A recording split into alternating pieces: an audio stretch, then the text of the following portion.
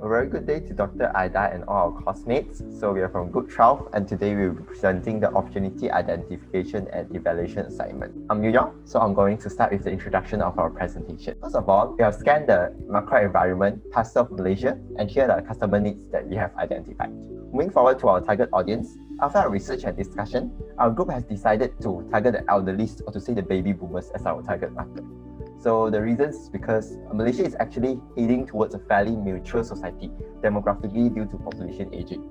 And this group of consumers is actually expected to grow from 6.9% to up to 15% by 2030.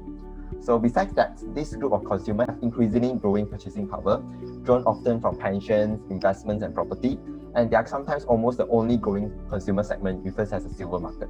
So in addition, there is also an increasing awareness and demand on health and technology due to globalization, especially for the baby boomers who actually require health needs, and quite a number of them are actually not quite tech savvy. Thus, actually our group sees this as a very huge opportunity for us to develop an innovative business idea to penetrate into this target market. So, after we have identified for our target consumer needs, now we can move on to our decision-making process in order to evaluate each of our proposed business idea opportunity. Our first proposed business idea is the personalized caregiving services. This is because, according to the research, there are a rising strain of dual-income families in Malaysia, which cause their children do not have sufficient time to take care of their elder parents, and thus causing the local elder communities do not get enough love and care from the society.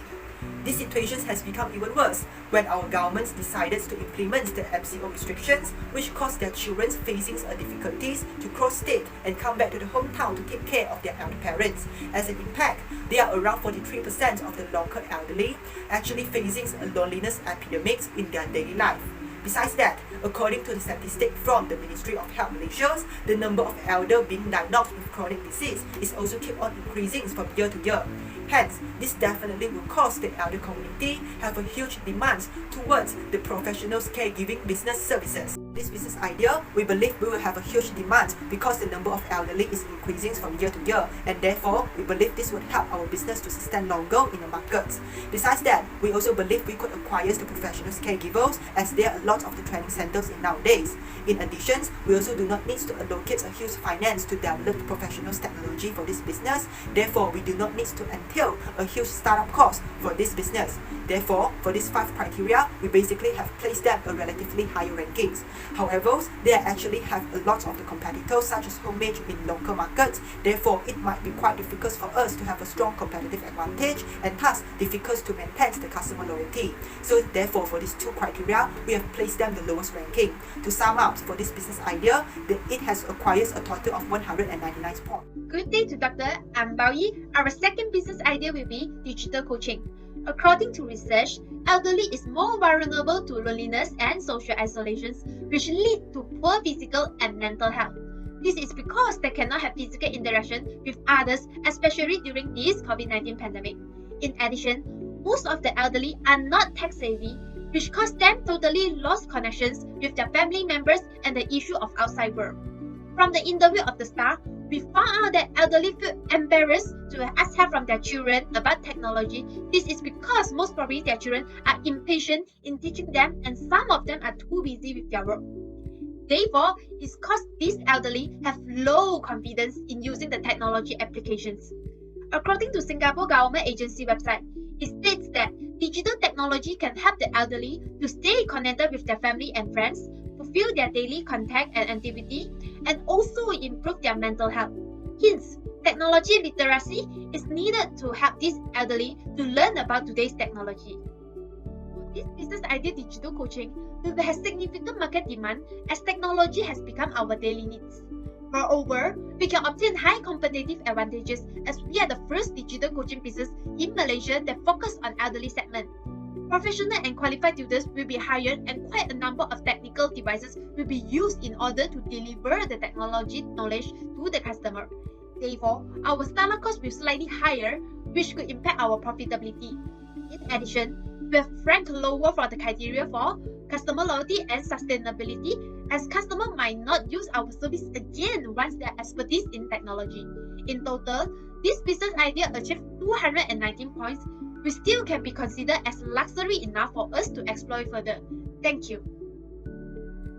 A very good day to Dr. Aida. My name is Song Yuzi. So right now I'd like to present the third opportunity identification of our presentation, which is Medical Alert Watch. So based on statistics given on the left hand side of our presentation, we realized that there actually a tremendous increase in the percentage of old age dependency ratio, and actually this ratio is expected to grow at least by double from the year 2010 to 2050. So the reasons could be the continuous increasing in longevity of human lifetime and also lower global birth rate.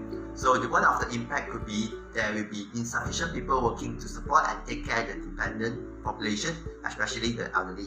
So from here, we actually realize a consumer need that we can fulfill, which is the dependency and safety needs of the elderly, and this actually gives us an opportunity to increase the dependency and safety of the elderly. So from here, we come up with one business idea, which is selling medical watch to the elderly so that they can actually go to wherever they want without being a burden to their children.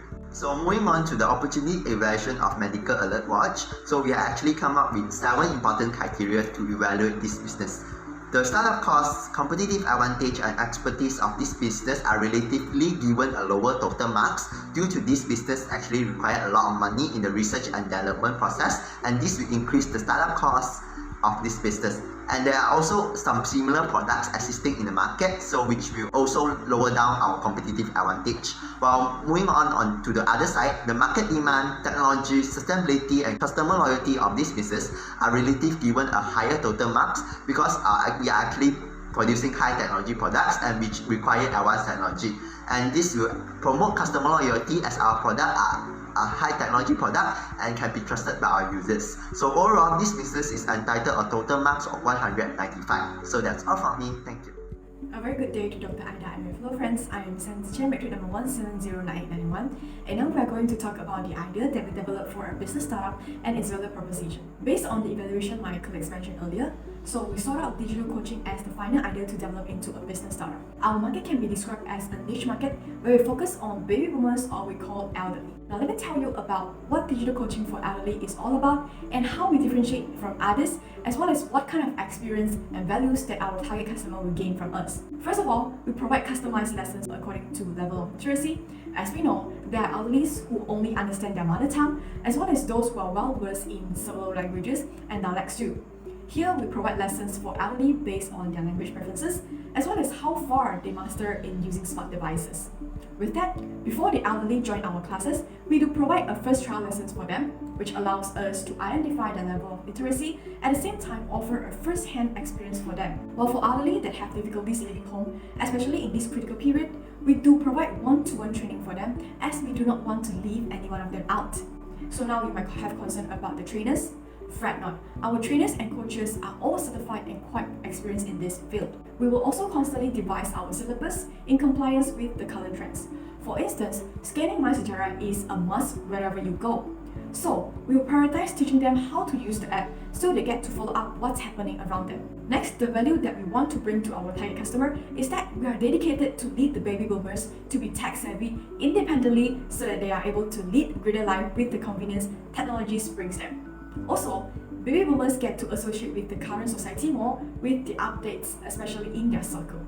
All in all, we wish to boost the confidence in elderly through digital coaching so that they are able to get along with Gen Z, millennials, and live life more fruitfully. That's all, I'll pass it to Yu Yong. Thank you. So hi, it's me, Yu Yong again. So last but not least, I will be presenting the value propositions of our business idea. So our first value proposition of our business is actually innovation, which is to innovate continuously in sources and scopes of education, which our business will actually carry out continuous research and development in order to make sure that our syllabus and our scopes of education is always updated to the current technology. The next value proposition is personalization, which is to personalize service based on the literacy level of our target consumer. As all the elderlies have different literacy level, so our business will actually personalize our digital coaching as well as lesson based on the literacy level of that particular elderly in order to allow them to have a better understanding and adaptation to our lesson.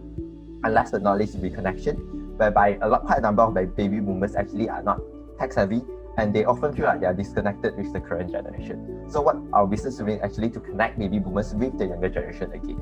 So that's all for the value proposition of our business. So here are the references for our business and presentation. And that's all from us, Group 12, and thank you for listening to us.